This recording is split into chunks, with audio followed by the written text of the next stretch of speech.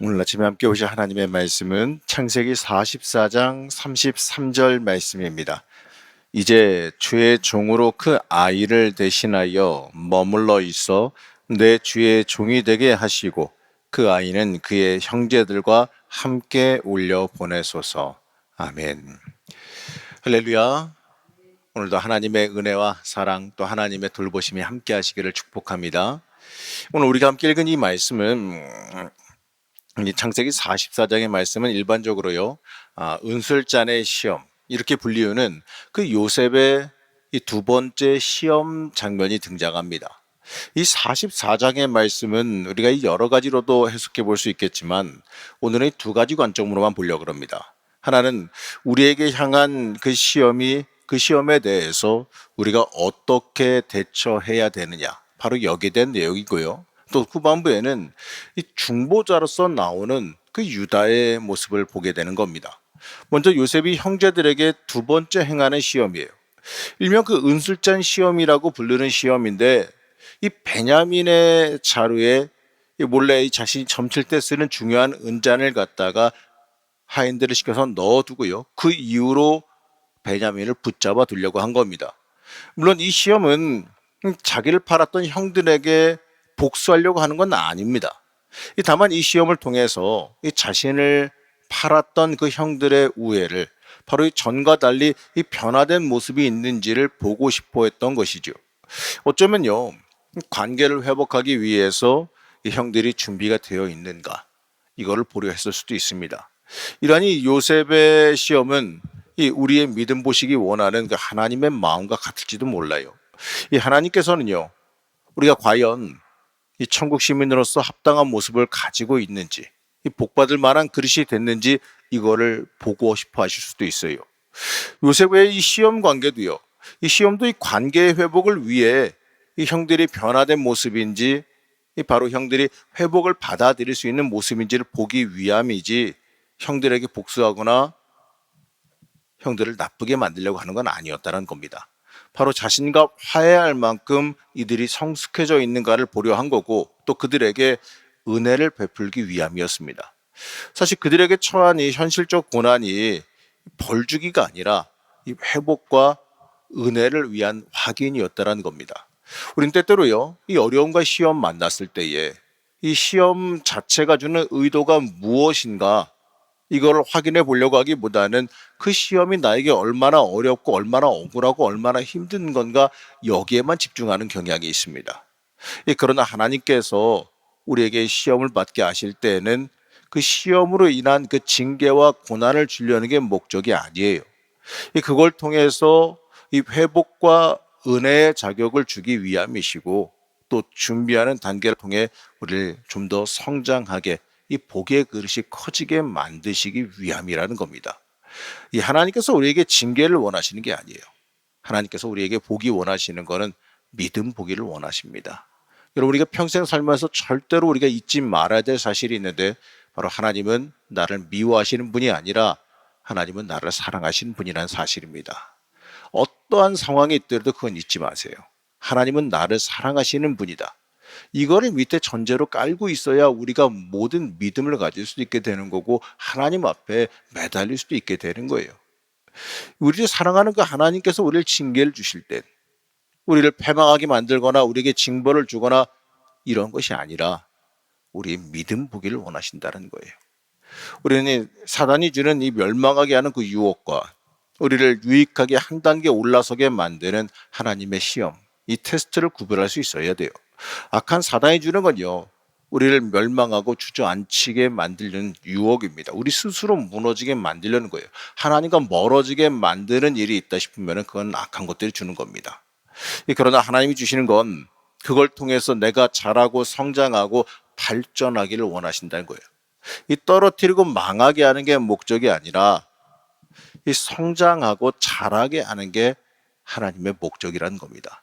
바로 하나님의 백성을 복되게 만드시는 것, 유익하게 만드시는 것, 이게 하나님의 목적이에요. 이 시험이 문제가 아닙니다. 그 의도가 뭐냐가 중요한 거죠. 우리는 하나님의 인도하심 앞에서 우리를 복 주시기 원하시는 하나님의 기준에 합격하는 복의 자녀가 될 수 있어야 돼요. 또한 우리가 잠시 살펴봐야 되는 건 뭐냐? 우리의 인생길은 한 치 앞도 내다볼 수 없다는 거죠. 이 아버지가 있는 고향으로 향하던 형제들은 기쁜 마음으로 떠났을 거예요. 양식은 성공적으로 가득 차 있고 잡혀있던 시므온도 되찾았습니다. 그리고 오해도 풀고 애굽 총리 대신과 식사도 했고요. 대접도 받았습니다. 아버지가 그렇게 사랑하던 베냐민도 안 뺏기고 무사히 데리고 고향으로 돌아가고 있어요. 아, 잘 됐구나. 이제 가서 아버지에게 빨리 돌아가서 양식도 잘 가지고 왔다고, 아주 싼 값에 많이 가져왔다고 보고하고, 그리고 보십시오. 베냐민도 안전하게 데리고 왔습니다. 그리고 잡혀있던 시므온도 데리고 왔습니다. 이렇게 기쁘게 이야기를 나누고 즐길 일만 남았구나 이러면서 기쁜 마음으로 고향으로 가고 있었어요. 그러나 애굽 총리의 청지기가 급하게 군사들과 와서 그들을 붙잡습니다. 그러면서 모든 게 다시 변하죠. 여러분, 우리 사람의 인생이 원래 그런 것 같아요. 이 좋다가도 이 언젠가 갑자기 근심과 어떠한 고난이 다가올 수도 있는 게 우리의 인생입니다.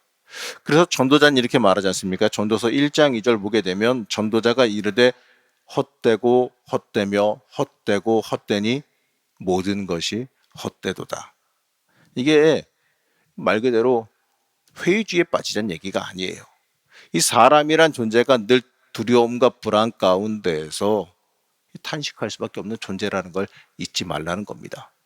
그러나 우리가 이 하나님을 전적으로 의지할 때에는요, 우리가 이 절망에서 소망으로 옮겨올 수가 있게 되는 거죠.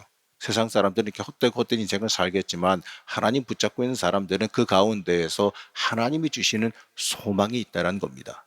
하나님을 의지할 때요, 한 치 앞도 내다볼 수 없는 그 인생길에서 하나님께서 보여주시는 안전한 길, 이 소망의 길로 우리가 걸어갈 수 있게 되는 거예요.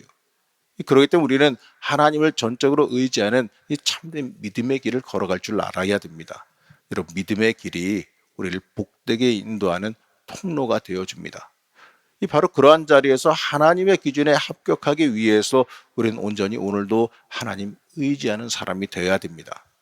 이제 14절에서 26절을 보게 되면 그 유다가 형제를 대표해서 이 베냐민을 위해 애굽 총리에게 탄원하는 장면이 나와요. 이 44장에서 유다의 모습은 굉장히 인상 깊습니다. 이 상황과 이유가 어떻든지 간에 이 베냐민의 자루에서 애굽 총리의 은잔이 나왔다. 이건요, 이 베냐민은 중죄인으로 애굽 총리에 의해서 죽거나 그의 종이 되어 살아야 되거나 둘 중에 하나였습니다. 그런데 다른 형제들은 죄가 없으므로 그냥 가면 돼요. 애굽 총리가 그럽니다. 너네는 죄가 없으니까 그냥 가라. 얘만 붙잡아 둘게. 그럼에도요, 유다는 자신의 생명을 걸고 이 베냐민의 구원을 위해서 간절하게 매달리고 탄원합니다. 유다가 여기서요, 베냐민을 위한 중보자가 돼요. 여기서 우리가 유다의 중보자 역할을 볼 수가 있게 되는데, 이 베냐민의 구원을 위해서 자신의 생명을 걸었던 그 유다처럼 우리도 세상에 있는 많은 영혼을 구원하기 위해서 이러한 중보적인 인생을 살 수 있어야 됩니다. 이 죽어가는 영혼을 그냥 놔둔다면 하나님의 사람으로서 주어진 역할을 온전히 감당한 일이 아니에요. 우리는 이 그리스도의 이 대속적인 은총으로 구원받았음을 믿습니다. 이 구원받은 사람으로서 그에 맞는 이 중보자적인 삶을 살아갈 수 있어야 돼요. 그리고 유다는 베냐민과 함께 이 형제 모두가 요셉의 종이 되겠다 이렇게 자처하죠. 이 바로 자신의 잘못에 대해서 책임지려는 모습을 보이는 겁니다. 이 사람의 그 악한 모습 중에 하나가 뭐냐? 바로 책임 안 지려고 하는 모습이에요. 어쩌면 이 두 번째 시험을 하는 요셉의 입장에서는 바로 이러한 모습이 보고 싶을지도 몰라요. 심지어는 이 자신을 희생해서까지 베냐민을 구원하려는 그 모습이 감동스럽기까지 하죠. 이 유다가 이렇게 변한 건 정말 큰일입니다. 여러분, 유다가 어떠한 사람인지 아세요? 그 요셉을 구덩이에 집어넣고 팔아버렸던 게 이 유다예요. 요셉을 가장 악하게 했고 요셉을 가장 힘들게 만들었고 요셉을 가장 억울하게 만들었던 게 유다입니다. 근데 그러했던 유다가 이제 베냐민을 위해서 또 그 아버지를 위해서 이렇게 자신의 목숨을 걸면서 그를 구원해 달라고 이야기하고 있어요. 이 전에는 아버지에 대한 어떻게 보면 차별되는 그 심리 때문에 얘만 이뻐하고 나는 이렇게 이뻐하지 않는구나, 이러한 마음 때문에 더더욱이 요셉을 나쁘게 하고 팔아버렸던 그 못된 짓을 했던 사람인데, 이제 그 사람이 오히려 자기의 형제를 살리기 위해서 그 아버지가 만약에 베냐민마저 빼앗기고 가면 연로한 아버지가 돌아가실지도 모른다 이러면서 내가 대신 잡혀있겠다 이렇게 말하는, 이렇게 청원하는 사람으로 변화하게 된 겁니다. 여러분, 보게 되면 유다의 설명을 또 들어보게 되면요, 아버지 야곱이 베냐민을 얼마나 끔찍히 사랑했는지를 알 수 있어요. 야곱이 요셉을 잃은 이후로 오직 베냐민에게만 정을 쏟아부었다고 말합니다. 어찌 보면요, 요셉 때처럼 다른 형제들이 질투와 시기를 했을 수도 있는 겁니다. 형제들이 변화되지 않았다면 요셉 때와 같이 어차피 미워하던 형제를 자연스럽게 처리해서 좋아했을 수도 있을 거예요. 그러나 이들은요, 변화된 모습을 보이는데 특히 유다의 모습이 인상 깊다라는 거죠. 이 33절 말씀 다시 한번 읽어보겠습니다.